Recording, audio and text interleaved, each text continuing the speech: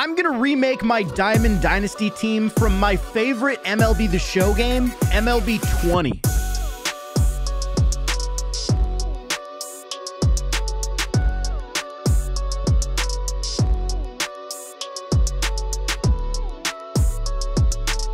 We're gonna build this team in MLB 22, starting with the catcher position. Prestige 2020 finest Salvador Perez becomes 2020 finest Salvador Perez. Pretty good start. First base 2019 finest Cody Bellinger becomes milestone Cody Bellinger. Moving to the middle infield at second base, 2020 World Series MVP Corey Seager is now 2020 World Series MVP Corey Seager. The dude is just a legendary Diamond Dynasty card at this point. At shortstop, I had Prestige Lightning Player of the Month Fernando Tatis Jr., and it now is Live Series Tatis. That's a disappointing one. At third base, Prestige 2020 finest Manny Machado becomes 2022 finest Manny Machado. In the outfield, Prestige 2020 finest Juan Soto becomes 2022 Home Run Derby champion Juan Soto. Center field, awards Willie Mays turns into Takashi Willie Mays. And finally, in right field, Prestige awards Mike Trout is now 2022 finest Mike Trout. As far as the bench, it's almost 100% recreated. The only issue is that there's no Ty Cobb, so I'm throwing Honus Wagner in his place. The starting rotation is, of course, headlined by Corey Kluber, followed by Oral Hershiser, Nate Pearson, Jacob deGrom, and Casey Mize. And the bullpen is fully recreated, just with the addition of Aroldis Chapman. This is probably the best recreation of a God Squad I've had so far, so let's jump into it. Oh, man, it's nice to think about MLB The Show 20 again, man. Like I said at the beginning of the video, that's my favorite year of Diamond Dynasty for many reasons. Number one, obviously, it was just a huge year for my channel. The videos that year performed extremely well. I was able to play that game all the way until the end. Like, I was not getting bored. It was not getting stale for me, unlike, you know, this year and last year. But I think the reason for that is because they did content just so well in MLB 20. Oh, Soto, please cut this off. Attaboy. As I said in my MLB 19 video, that was a really important year for Diamond Dynasty because it added so many things. I can only get one out right here. What the hell was that play from Seager? But 19 was really the foundation year for a lot of the content that we have come to know and expect. But the thing is, MLB 20 took everything that 19 added and improved on it in some way. Inning programs were the best they had ever been. They improved upon team affinity. They added prestige, which was basically like the early stages of the parallel system. Like, the game did so much right. And another thing you have to remember is that 2020 was the COVID year. We didn't have baseball until what, the end of July? So for the first like 4 or 5 months of the game, they were just recycling content from previous MLB The Shows because they didn't have any real content to go off of. So the fact that they were able to do that, oh, that's a dot. The fact that they were able to do that and still make content as good as it was is it's high praise, dude. MLB 20 also had just some of my favorite cards of all time, still to this day. Finest Juan Soto, finest Manny Machado, awards Mike Trout. Like, those cards were ridiculously good. Sure, you could argue we've gotten a better Trout, a better Machado, of course, but at the time, those cards were just insanity. Soto, let's go yard.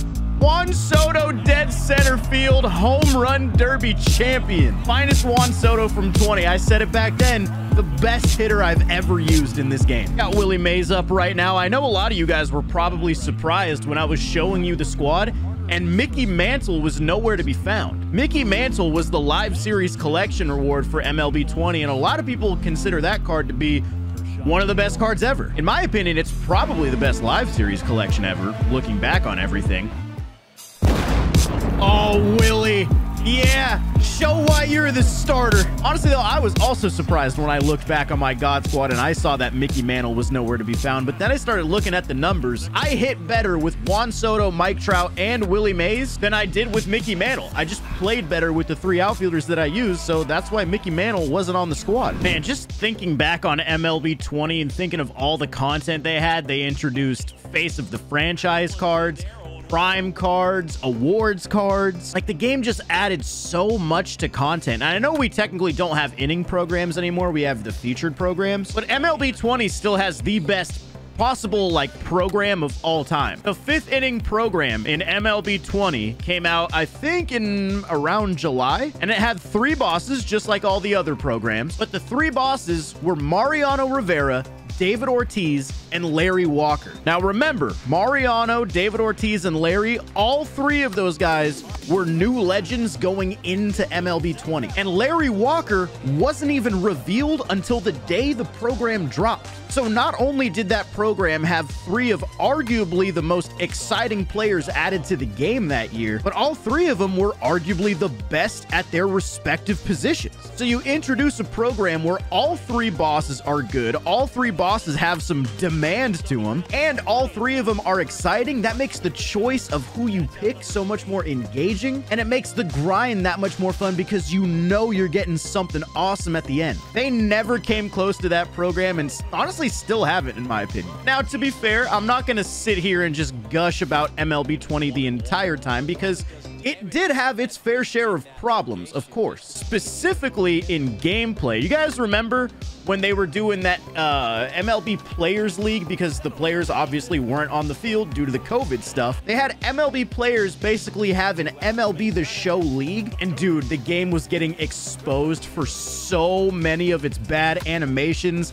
Outfielders weren't locking onto balls, weird glitches and errors were happening. That was a real wake-up call for MLB The Show, and some of those gameplay issues actually still exist today, but that was a big deal back in 2020. But down in the comments, I would love to know, what did you think about MLB 20 if you did play it? And if you did play it, tell me what cards you kind of remember using the most. What cards kind of stand out in your mind as these are the type of cards that defined MLB 20 for you?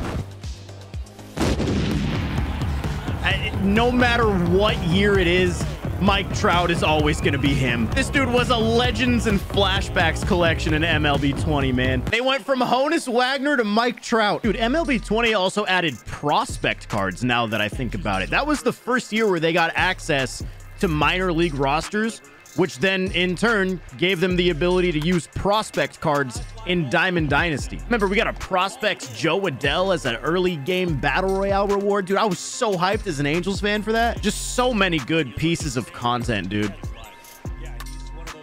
Come on, Corey. Ah!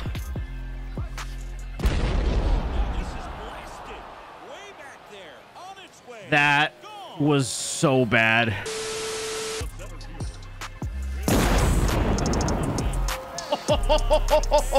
Yeah, we'll go ahead and get one of those back. Willie Mays is having a day. What is that? 451, man. How are you going to throw that curveball to Willie Mays right after you put up 2?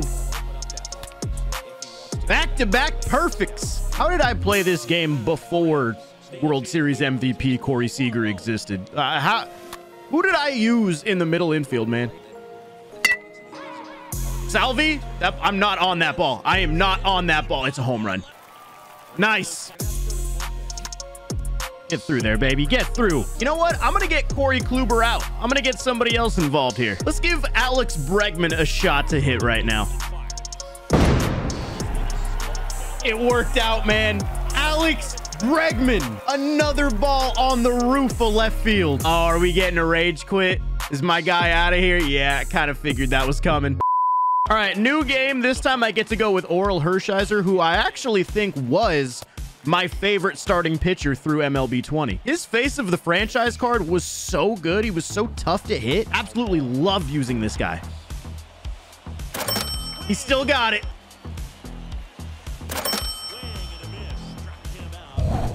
Oh, I got him early. It's time to bring out the hook.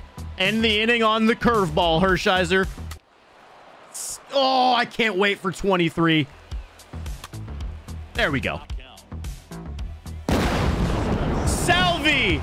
Slider! He didn't miss it. That is way gone. There we go, in the run column, in the lead.